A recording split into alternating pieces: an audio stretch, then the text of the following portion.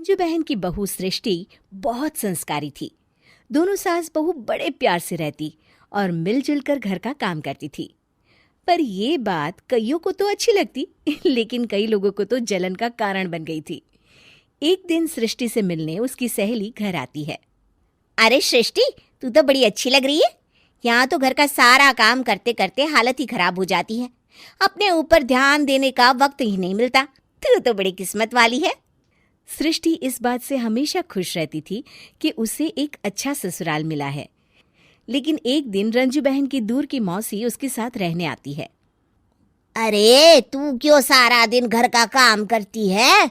बहू को बोला कर, घर का काम किया करे। अरे है तो वो भी बेटी की तरह ही ना, और मिलजुल कर काम जल्दी हो जाता है। तू तो बड़ी सीधी है। देख कैसे मटक मटक के सारे घर में घूमती है तेरी बहू। मेरी बहू होती तो इस वक्त मेरा पैर दबाती। क्या ये तेरे पैर दबाती है? पैर तो कभी नहीं दबाए इसने मेरे। ये सुनकर रंजना मौसी समझ जाती है कि उसने अपना काम कर दिया। अब जल्दी सास बहू में जंग होगी। मौसी मुस्कुराती हुई वहां से निकल जाती है। एक दिन रंजना मौसी सृष्टि से कहती है, तुम्हारे कान के झुमके तो बड़े सुंदर लग रहे हैं।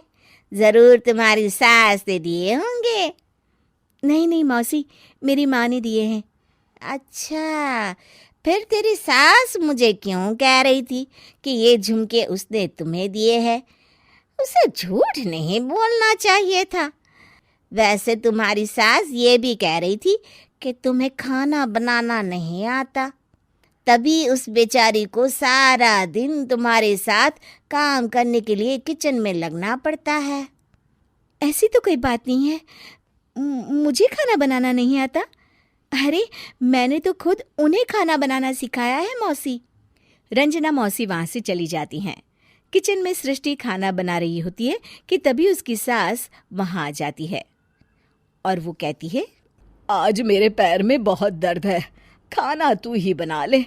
और वैसे भी मैंने सुना है कि मुझे खाना बनाना तो तूने सिखाया है। हाँ माँ जी, सुना तो आपने सही है।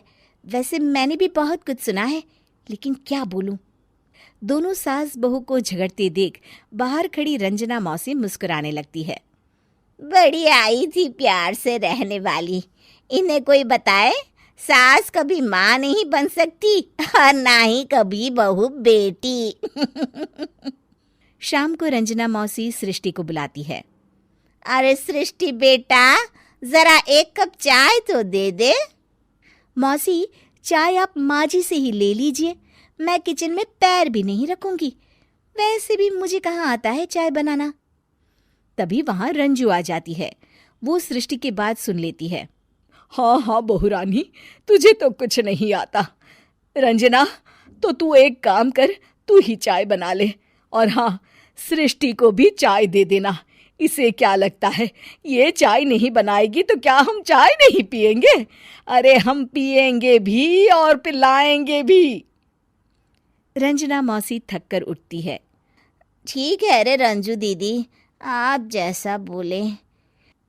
रंजना चाय बनाकर लाती है और सोफे पर बैठी सृष्टि और रंजू को चाय देती है। अच्छा, मैं थोड़ा मंदिर तक जा रही हूँ, रात में देर हो जाएगी आने में। रंजना देर रात घर आती है तो सृष्टि को आवाज लगाती है। अरे बहू रानी, कुछ खाने को तो दे दे, बहुत जोर से भूख लगी है। मैंने कोई खाना वाना नहीं बनाया मौसी। वैसे भी आपकी बहन तो कहती है ना कि मुझे खाना बनाना आता ही नहीं। हे भगवान, अब यह फिर से ना शुरू हो जाए। तभी वहां रंजू आ जाती है। रंजू, आज खाना तुम ही बना लो, और हाँ, थोड़ा खाना सृष्टि को भी दे देना, ताकि इसे भी पता चले कि हमारे यहाँ खाने का स्वाद क्या होता है। रंजना बेचारी किचन में जाकर पूरे घर का खाना बनाती है। जब वो खाना बनाकर बाहर निकलती है तो सास बहू टेबल पर बैठकर उसका इंतजार कर रही होती हैं। लाओ लाओ रंजू, जल्दी खाना लाओ, बहुत जोर की भूख लगी है। सास बहू खाना खाकर अपने अपने कमरे में चली जाती है। अगले दिन सुबह रंजू रंजना के कमरे में जाती है। अरे रंजू, अभी तक सो रही हो? जरा नाश्ता तो बना दो। तुम्हें तो पता है ना कि बहू आजकल किचन में पाँव भी नहीं रखती। पता नहीं किसने उसके कान भरे हैं। चलो अब उठो और नाश्ता बनाओ। और हाँ, सृष्टि को भी दे देना खाने के लिए। अरे उसे भी तो पता चले कि हमारे घर का नाश्ता कैसा होता है। मैं नीचे जा रही हूँ, जरा जल्दी वक्त पर आ जाना। हाँ। रंजना नीचे उतरती है और उसके हाथ में सूटकेस होता है। अरे रंजू, कहाँ जा रही हो? नाश्ता नहीं बनाओगी? अरे मौसी, बहुत जोर की भूख लगी है, नाश्ता अभी तक नहीं बना। अरे मैं कुछ नहीं बनाऊंगी, मैं तो घर जा रही हूँ। तुम सास बहू के चक्कर में मेरी तो कमर ही टूट गई। अरे अरे मौसी, कहाँ जा रही हो? तुम चली जाओगी तो हम सास बहू को खाना कौन खिलाएगा?